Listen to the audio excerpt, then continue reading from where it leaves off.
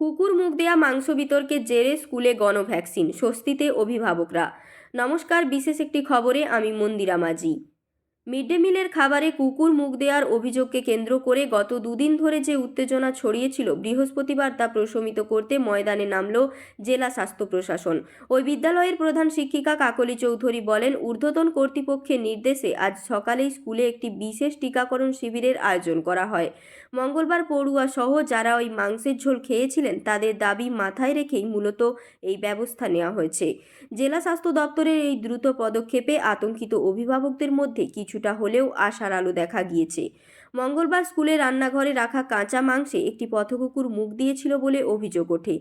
সেই মাংসই পড়ুয়াদের খাওয়ানো হয়েছে এমন খবরে বুধবার দফায় দফায় বিক্ষোভ দেখান অভিভাবকরা। ঘটনাটি কেশপুর ব্লকের হিজলি প্রাথমিক বিদ্যালয়ের।